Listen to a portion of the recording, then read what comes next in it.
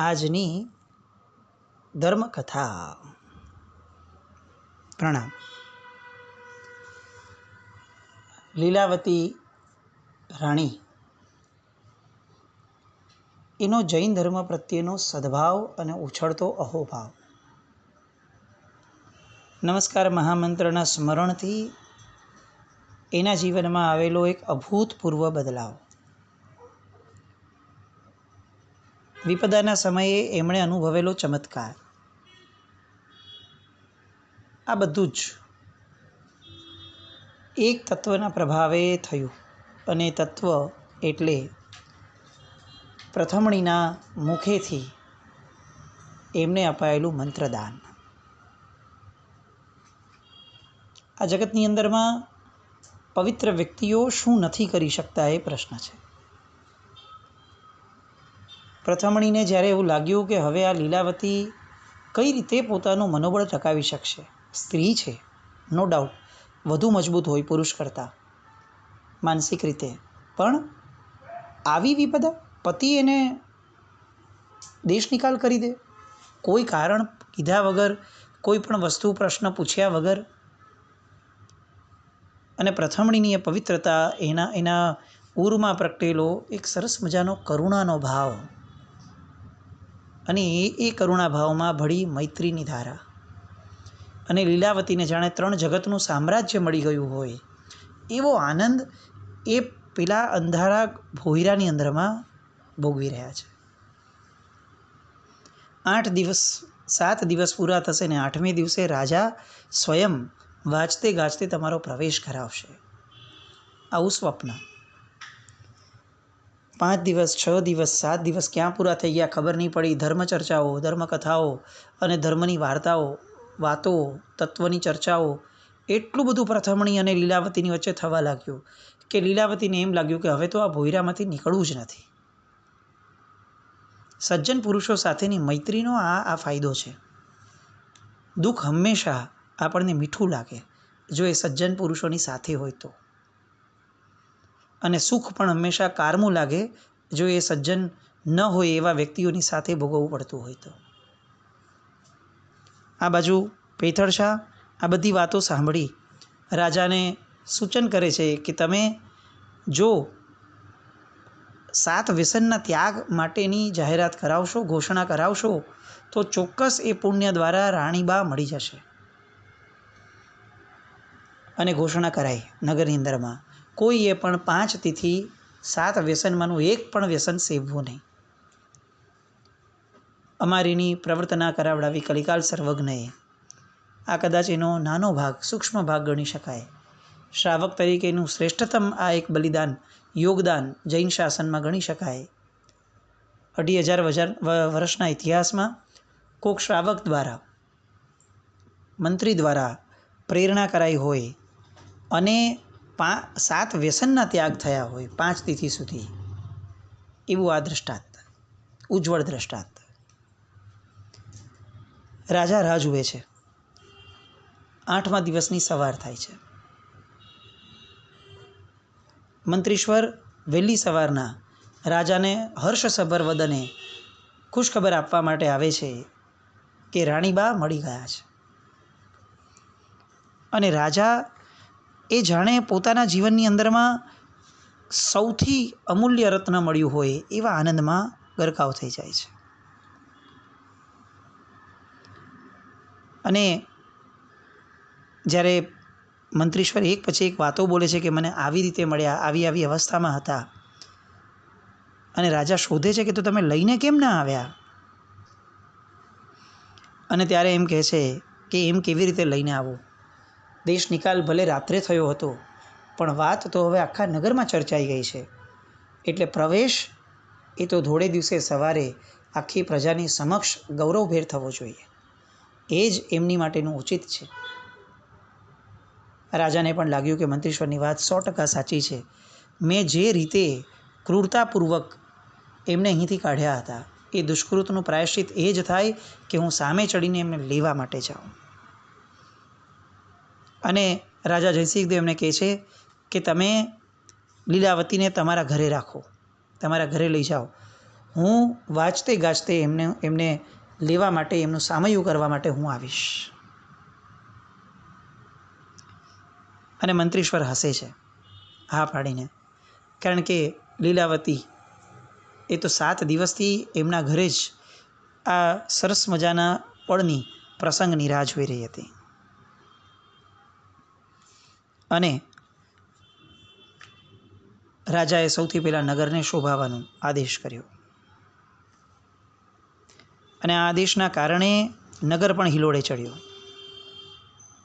અને હિલોળે ચડેલા નગરમાં રાજા લીલાવતીજીને લેવા માટે વાજતે ગાજતે સાજન માજન સાથે મંત્રીશ્વરના ઘરે પહોંચ્યા.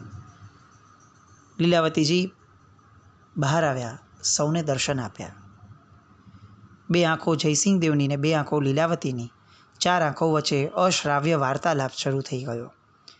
ગજરાજ તૈયાર હતા.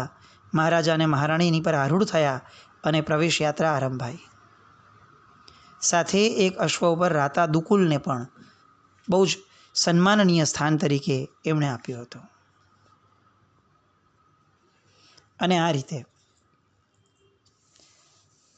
એક એવો પ્રસંગ પૂરો થયો કે જે પ્રસંગની અંદરમાં ધર્મનો જય જયકાર તો થયો ચોક્કસપણે, પણ સૌથી વધારે મહત્ત્વની ઘટના એ થઈ કે પ્રથમણીની પવિત્રતા, પેથળશાની પવિત્રતા, એનો આ આખા અવંતી દેશે એક સરસ મજાનો અનુભવ કર્યો. પેલા રણરંગનું જે થયું, લીલાવતી રાણીનું જે થયું, આ બધું જ જે પણ થયું એ બધાની અંદરમાં પેથળશા અને પ્રથમણી એ બંને એવી તેજસ્વિતા સાથે બહાર ઉપસ્યા કે લોકોની અંદરમાં જૈન શાસનનો જય જયકાર થયો. એમાં પણ સપ્તવ્યસનના નિષેધની જે ઘોષણા થઈ, એ ઘોષણા અતિશય કાર્યરત થઈ. અને એ ઘોષણાની પાછળ કેટલાક પ્રસંગો બન્યા.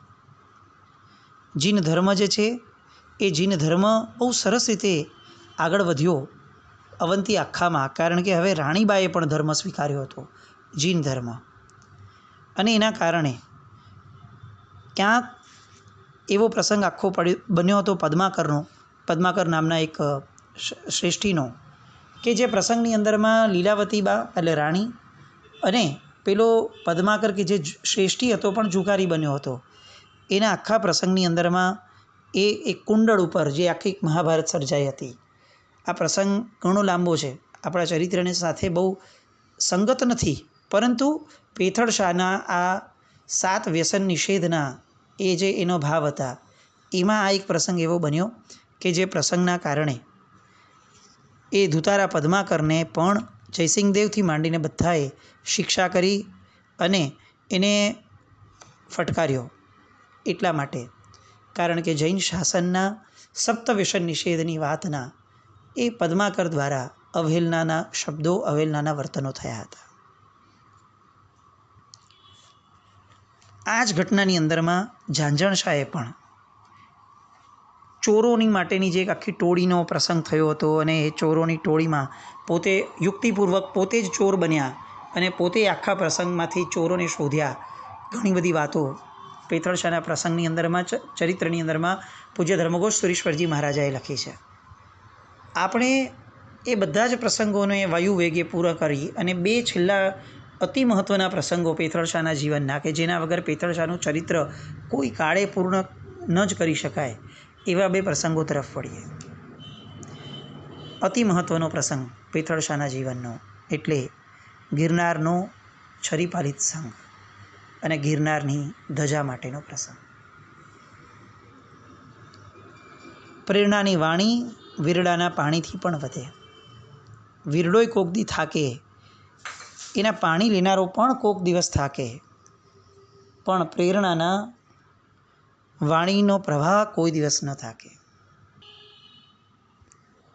પણ સુકૃતના સાગર એવા મંત્રીશ્વર પેથળશા એ પ્રેરણાની આવીને ક્યારેય વાણીને ક્યારેય સુકાવા નહોતા દેતા, એના વહેણને, એના પ્રવાહને.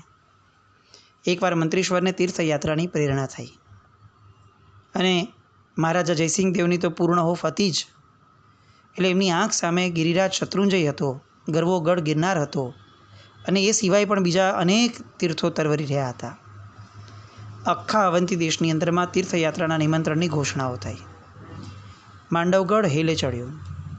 અવંતી આનંદથી ઉભરાઈ ઉઠી અને એક પાવન પળે તીર્થયાત્રાના પ્રયાણનું પગલું ઉઠ્યું. તીર્થયાત્રાના માર્ગમાં જ્યાં જ્યાં તંબુઓ તણાતા ત્યાં ત્યાં મોટું નગર વસી જતું, કારણ સાથે ગજદળ, પાયદળ અને અશ્વદળની સંખ્યા પણ વિરાટ હતી. યાત્રામાં સાથે 52 જિનાલયો હતા. એક પછી એક ગામોને, જીન મંદિરને જુહારતો એ સંઘ એક દિવસ તીર્થાજીરાજ શ્રી શત્રુંજયમાં પહોંચ્યો. પાવિત્ર્યની પરમ અને ચરમ સીમા એટલે શત્રુંજય. સુકૃત સાગરના પાણી અહીં હેલે ચડ્યા. મંત્રીશ્વર પેથળ શાહે મન મૂકીને ભક્તિ કરી. યુગાદિ દેવના ચરણે 25 ધડી સુવર્ણ ન્યોછાવર કર્યો. સંઘ અહીં થોડા દિવસ રોકાયો અને મંત્રીશ્વરની આંખમાં ગિરનારનો ગરવો ગઢ ઉપસ્યો. પ્રસ્થાનનું પગલું મંડાયું. એક પછી એક દિવસો વીતતા ગયા અને એક દિવસ ગિરનાર પણ આવી ગયો.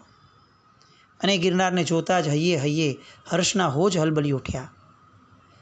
પણ ગિરનારના તળેટીના પગથિયે પહોંચ્યા અને એક વિઘ્ન નડ્યું. મંત્રીશ્વરનો સંઘ જે દિવસે ગિરનાર પહોંચ્યો એના એક દિવસ પહેલાં જ દિલ્હીથી એક દિગંબરીય સંઘ ત્યાં આવ્યો હતો. એ સંઘના શ્રેષ્ઠી હતા પૂર્ણશ્રેષ્ઠી. આ પૂર્ણશ્રેષ્ઠી એટલે દિલ્હીના દરબારમાં પણ એ સમયે એમના માનપાન રહેતા. એ સમયે તખ્ત ઉપર અલ્લાઉદ્દીન ખિલજી હતો અને અલ્લાઉદ્દીન ખિલજીના કૃપાપાત્ર એવા પૂર્ણશ્રેષ્ઠી, ગર્ભ શ્રીમંત દિગંબરીય જૈન, લાવણ્ય અને લક્ષ્મી એમના કદમ ચૂમતી, દિગંબર પરંપરાના ચુસ્ત અનુયાયી હતા. અને અલ્લાઉદ્દીન ખિલજીનો હાથ જેના માથે હોય એને પછી બીજું પણ શું જોઈએ. એટલે રાજ્ય તરફથી છેક દિલ્હીથી ગિરનાર સુધી કેટલીક કુમકો, રક્ષક દળ એ પણ સાથે મોકલાવાયા હતા. ગિરનારની ગોદમાં બે સંઘો એકઠા થયા. બંનેના સંઘવી પોતપોતાની કર્મભૂમિમાં બિનહરીફ હતા.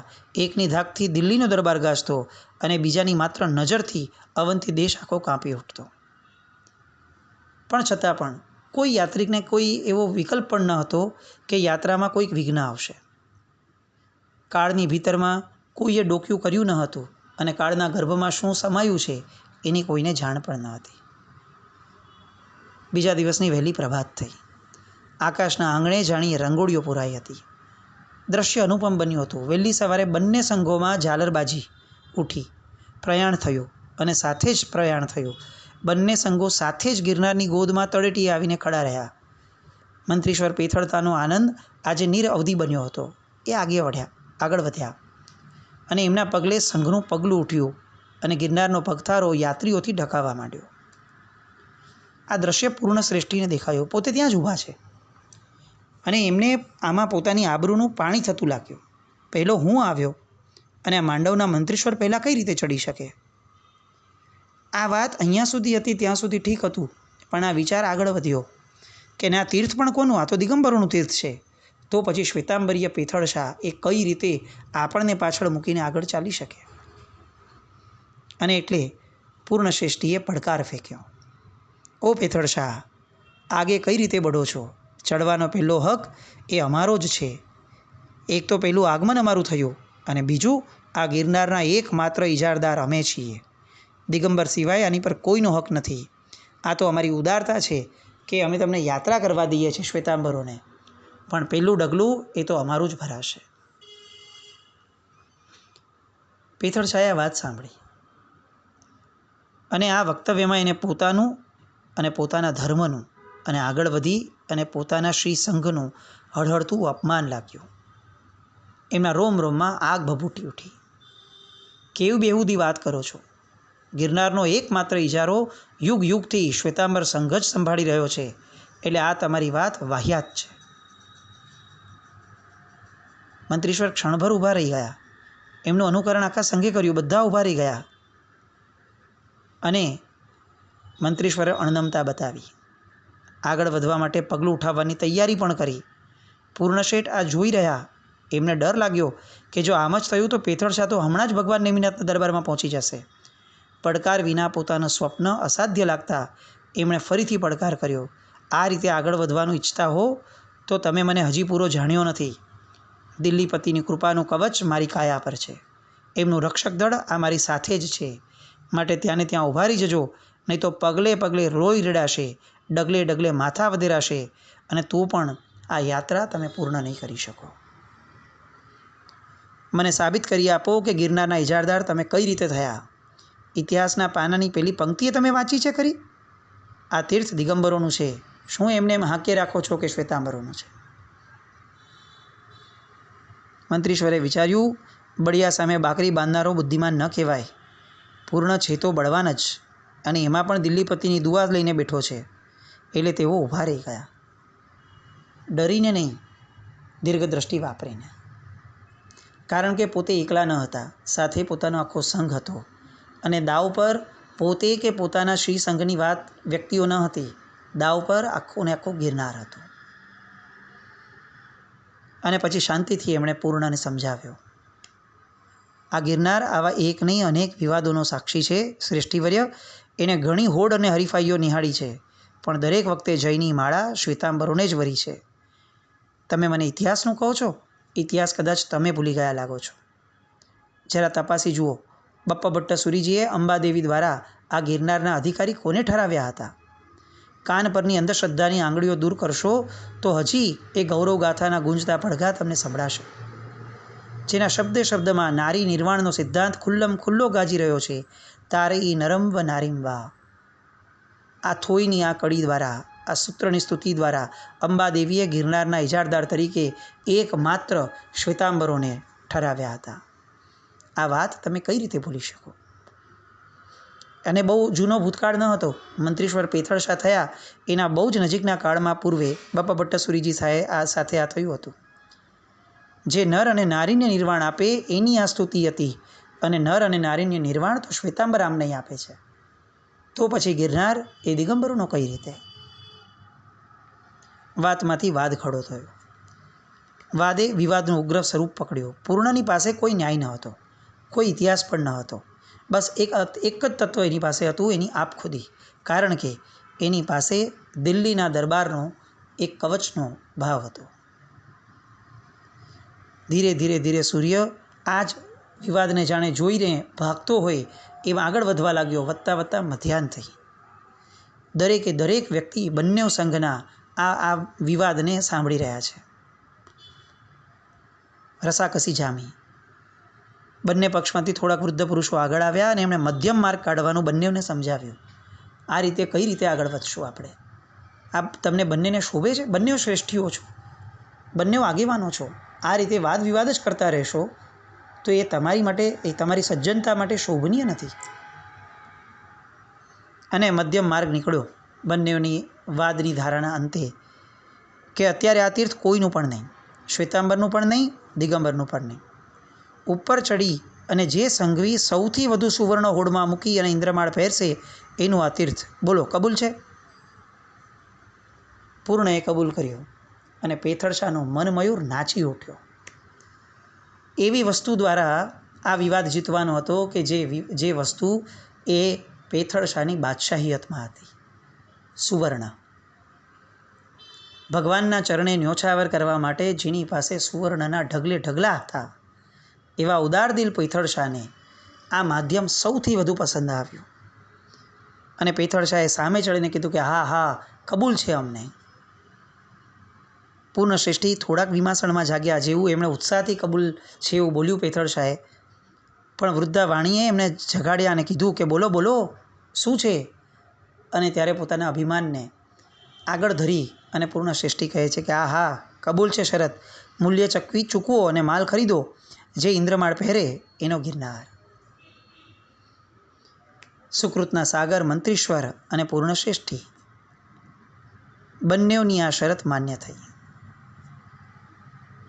બીજો પ્રશ્ન થયો, એ તો ઉપર પહોંચ્યા પછી થશે ને, અત્યારે કોણ પેલું ડગલું માંડે?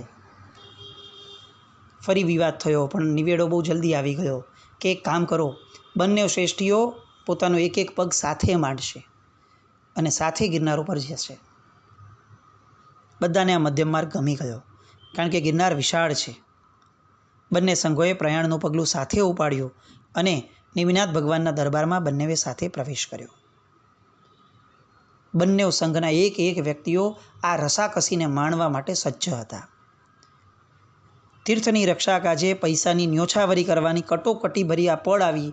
કોણ વધુ ન્યોછાવર કરે છે એ જોવાનું હતું. બધાને ઇંતજારી હતી. દરેક વ્યક્તિના મનમાં આ જ ભાવ ઉછળતો હતો. હવે શું થશે? કોનું થશે આ ગિરનાર? કોનું થશે આ ગિરનાર? જે રીતે એ સમયે સંઘમાં આવેલા લોકોના મનમાં આ ભાવ હતો, આપણા બધાના મનમાં પણ કદાચ આ રમતો હશે. પરિણામ એ કદાચ આપણે વાર્તાઓમાં સાંભળ્યું છે. પરિણામ પૂર્વેની જે માર્ગ હતો એનો, એ મંઝિલ મેળવતા પૂર્વેનો જે માર્ગ હતો એ હજી કેટલો દુષ્કર બનવાનો છે. એ બધી વાતો આવતીકાલે જોઈએ. હજી નાગના વિરુદ્ધ કંઈ પણ બોલાયો તો મિચ્છામિ દુક્કડમ. જૈનમ જયતિ શાસન.